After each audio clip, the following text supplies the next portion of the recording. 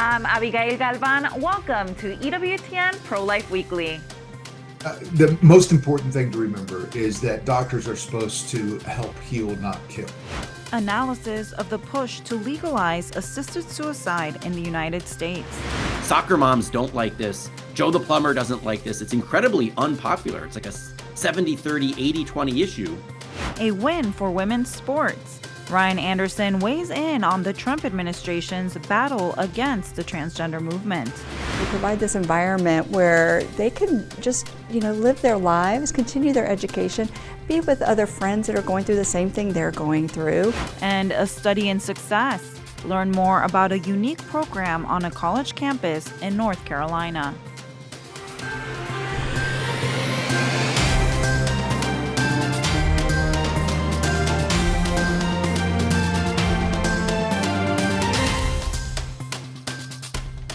The pro-death lobby, the pro-assisted suicide lobby is, they want every state in the union and DC to have assisted suicide. And so it's no surprise that they're going after Indiana. They probably think, well, if we can get Indiana, then that'll be a toehold to get other parts of the Midwest. I think people are waking up to the fact that this really is dangerous. You have, the disability groups are really aligned as opposing assisted suicide. And of course, a lot of doctors groups are too. That was Kevin Terrio from Alliance Defending Freedom. His organization is among those fighting against assisted suicide. Currently, assisted suicide, also known as medical aid in dying, is legal in 10 U.S. states and the District of Columbia. Indiana's efforts are part of the 2025 legislative calendar. Democrat Matt Pierce introduced the End of Life Option Act, which would allow people with a terminal illness to request medication to bring about their own death. The patient would self-administer the dosage. The End of Life Option Act also prohibits an insurer from denying payments of benefits under a life insurance policy based on a suicide clause if the death is the result of medical aid in dying. The Catholic Church strongly opposes assisted suicide. Bishop Mark Hageman from the Diocese of Saskatoon in Canada recently spoke out against euthanasia, saying in part, quote, "If we do not engage in calling each other to a greater and fuller humanity, we should then not be surprised at the larger deterioration of a culture of human care and respect." The Catechism of the Catholic Church says in part, quote, "Those whose lives are diminished or weakened deserve special respect. Sick or handicapped persons should be helped to lead lives as normal as possible." It also calls assisted suicide, quote, "morally unacceptable," adding, even if death is thought imminent, the ordinary care owed to a sick person cannot be legitimately interrupted. One Catholic author writing in the American Conservative asks if 2025 will be the year of assisted suicide. And the author of that piece joins us now. Nick Rowan is the managing editor of The Lamp magazine. Nick, great to be with you.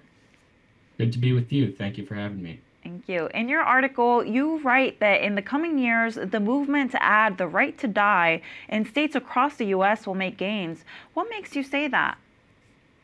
Well, it could make gains. The hope is that it doesn't. But it's a well-funded and it's an intelligent movement that attempts to work in states where the margins are narrow enough that it can get legislative wins. And so it's something to be aware of. And your article mentions support for assisted suicide, particularly in New York. Can you tell us more about this push in the Empire State? Yeah, it's a bill that gets brought up almost every year, and the movement there is slowly, pulling together a majority. They're not there yet. They don't have the governor, the Democratic governor's support.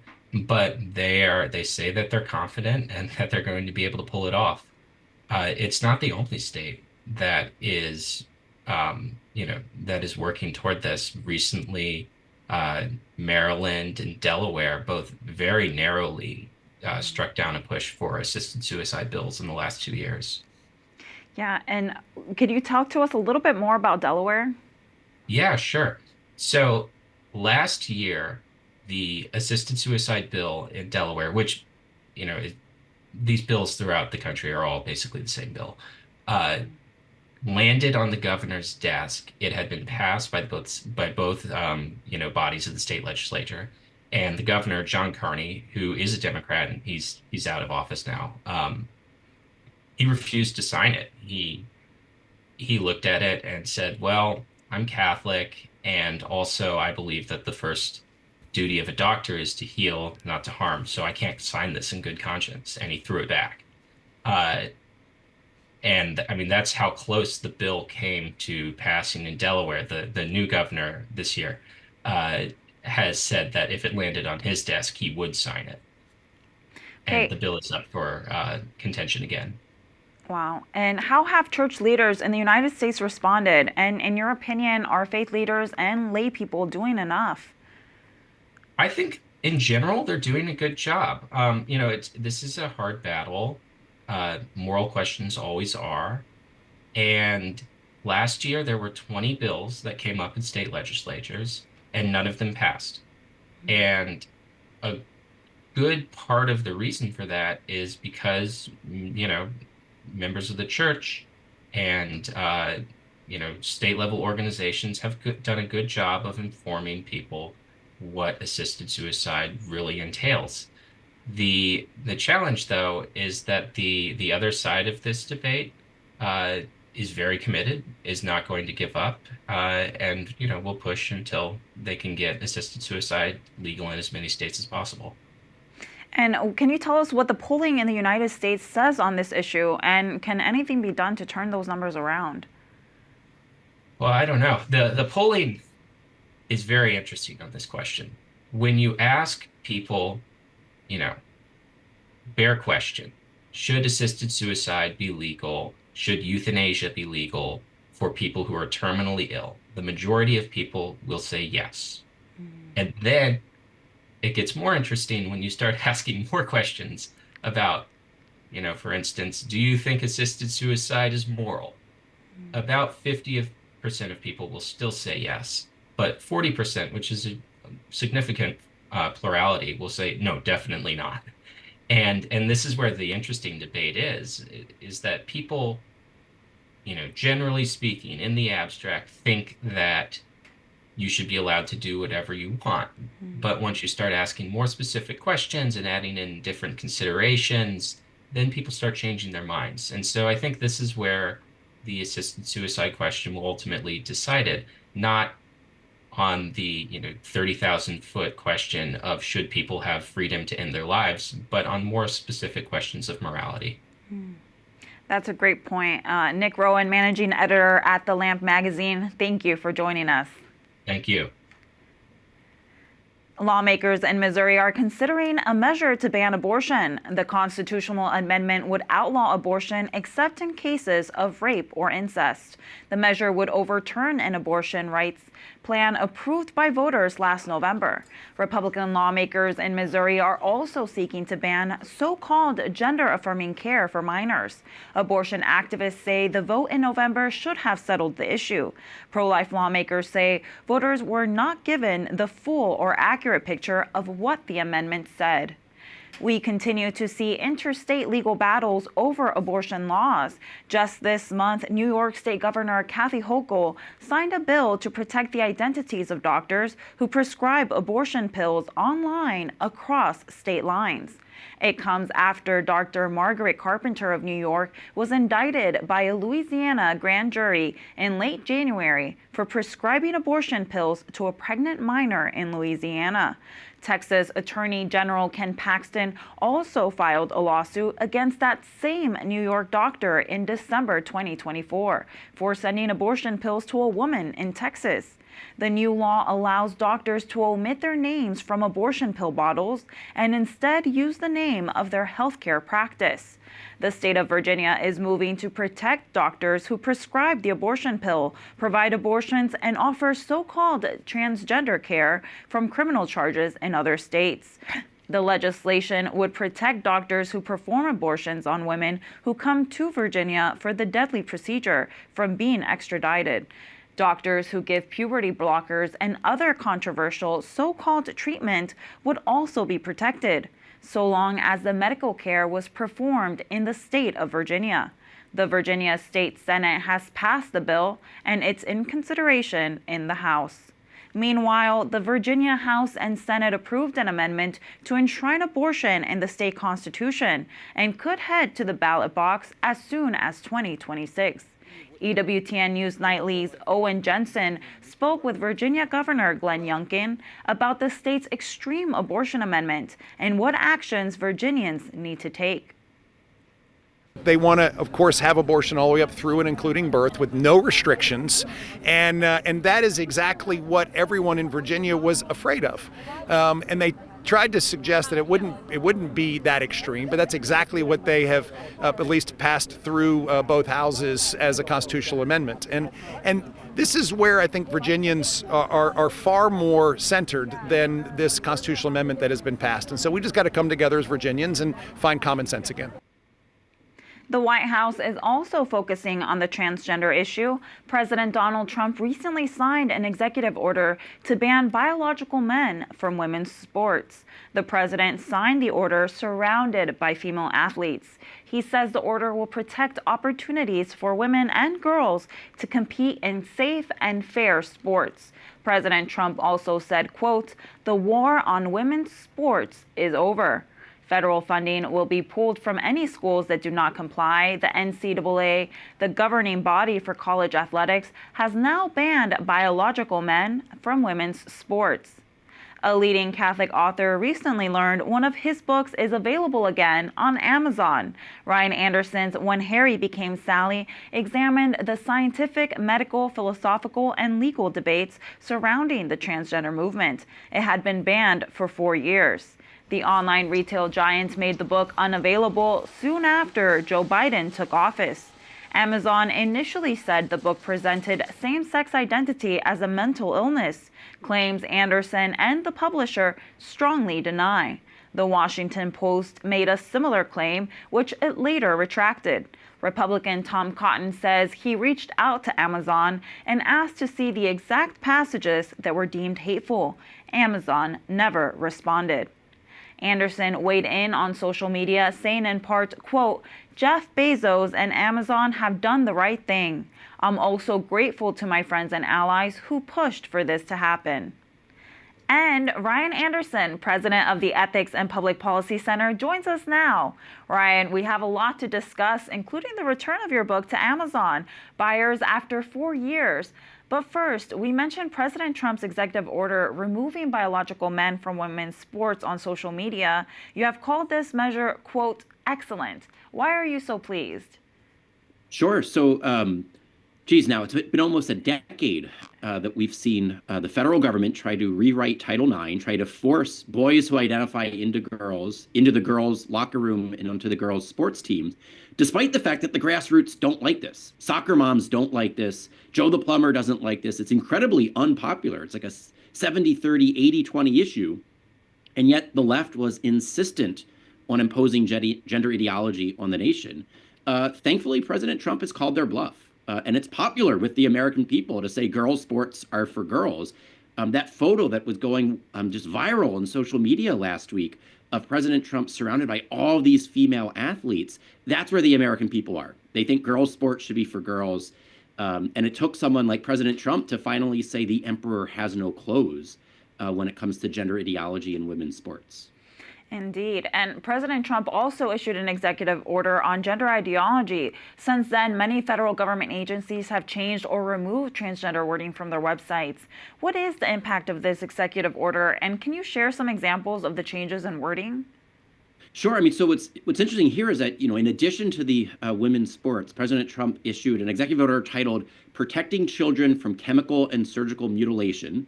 And he issued a day one executive order defending women from gender ideology extremism and restoring biological truth to the federal government. And he issued an executive order ending radical indoctrination in K through 12 schooling. And all three of those additional executive orders touch on gender ideology. So one is whether or not the federal government, insofar as it funds local school systems, whether it will be funding gender ideology in K through 12 schooling. That executive order says no. One is, any institution that receives federal health care funding, you can no longer engage in either chemical or surgical mutilation of children, right? And Trump is very blunt in his language. The euphemism that the left uses is, quote, gender affirming care. I think all three of those words are inaccurate. It's not care, it's not affirming, and it's not gender, right? It's a gender identity. It's not biological sex. So what Trump has said there is that he's instructed HHS and other agencies to more or less defund pediatric child mutilation. And already we've seen various hospitals that were the pioneers of puberty blockers, cross-sex hormones, and surgery for minors have announced that they're no longer doing this. And I think that's a huge win for sanity and for children's well-being. And there's more to come. I think we're going to see more hospitals and schools realize that they're going to be on the wrong side of the federal government for the next 4 years if they try to defy these things. Great. And now your book, When Harry Became Sally, written in 2018 and pointing to the dangers of the transgender movement. How did you find out it would be available on Amazon again, and what was your reaction? Yeah, so it's an interesting story. I started writing this book back in 2016, shortly after the Obergefell decision, because I could tell that the left was not going to declare victory and shut down the LGBT activist groups, send the donors back their money. They were going to pivot to the T part of the acronym, which no one knew what it meant. We had spent 2 decades debating marriage. Now they were going to the T. So the book comes out February of 2018, and Amazon sold it for 3 years, from 2018 until 2021, because President Trump was in office and the Republicans had the majority in the Senate. And then February of 21, Biden's now in office, the book has disappeared. And then February of 2025, the book comes back. And I found out, to answer your question, I got a text message from a friend of mine who used to be a Senate staffer, and he said, the lobbyist that would always visit my office just sent me the link to your book. The book is back. And so it was just very interesting to me that this is transparently political. When Trump was in office, the first time they sold the book. When Biden was in office, they got rid of the book. Now that Trump is back, they don't want the FTC or the Senate Republicans opening an investigation of their business practices. So the book is back. That's quite troubling to hear, but I'm glad at least that your book is available again. Now that it is available on Amazon, what's your hope for buyers? Yeah, I mean, so what's interesting here is that there's a certain type of conservative author or speaker who writes intentionally or speaks intentionally in an inflammatory manner, hoping to be canceled, right? And then they can go on Fox News or something and talk about how they've been canceled and sell more books or get more speaking invitations. My approach is probably the exact opposite. This book on transgender ideology, the books that I've done on abortion, on religious liberty, on marriage, they've all been meant to be accessible to people who don't already agree with me, right? I'm in the persuasion business. I'm in the convert making business. I want to take people who don't yet agree, help them agree. I want to take people who do agree already and help them better understand the issue so they can then speak to their neighbors, speak to their classmates, speak to their colleagues, and persuade them about what the truth of the matter is. So the hope now is that more people, for 4 years, you couldn't find the book if you did a search for it on Amazon. For 4 years, the algorithms that Amazon uses to, promote books, if you bought this book, you might like this book. None of that was happening for my book. So my hope is that now, many more people hear about the book, they buy the book, they read the book, and then it starts changing people's minds. Because the subtitle of the book was about a transgender moment. This is not the truth. This isn't the right side of history. We will look back on this as a moment in time when we got human nature wrong, and there are human costs of getting human nature wrong. Quite a prophetic voice. Thank you so much, Ryan Anderson. No, happy to be with you. The Center for Disease Control recently released new data on the number of women in the U.S. who die during pregnancy or childbirth. The CDC report says that between 2022 and 2023, the maternal mortality rate fell from 22.3 per 100,000 live births to 18.6. That is a decline of nearly 17% and the lowest figure since 2018. The CDC numbers are good news, especially in the wake of the overturning of Roe v. Wade. But one pro-life analyst says the mainstream media did not mention the decline in deaths. Michael New says this is in part because they predicted strong pro-life laws would hurt public health, and now the numbers are proving the opposite. Anytime strong pro-life laws are passed, the media tries to make the case this is going to be a public health disaster. And that's almost never the case. Countries that have strong pro-life laws often have very good public health records. Poland, which has some of the strongest pro-life laws in Europe, has among the lowest maternal mortality rates. Malta, which has strong pro-life laws, also has positive public health outcomes. Before they legalized abortion in 2017, Ireland had lower maternal mortality rates than England, Wales, Scotland, and a lot of peer countries. So pro-life laws go good hand in hand with good public health. On Tuesday, February 11th, the church celebrated the 33rd World Day of the Sick. Catholics are invited to reflect more deeply on the church's teachings about sickness and caring for the sick. Pope Francis released a message saying in part, "Dear brothers and sisters who are ill, or who care for the suffering, in this Jubilee you play an especially important part. Your journey together is a sign for everyone." The 88-year-old Holy Father has faced many health challenges in recent years, including knee problems that require him to move around in a wheelchair. He also has had trouble breathing and recently suffered a fall, resulting in an arm injury. The World Day of the Sick is observed annually on the liturgical memorial of Our Lady of Lourdes, a powerful intercessor for the sick. Coming up, the only maternity home of its kind in the United States. What one maternity home is doing on a college campus to serve new moms. We tell you that story next on EWTN Pro-Life Weekly.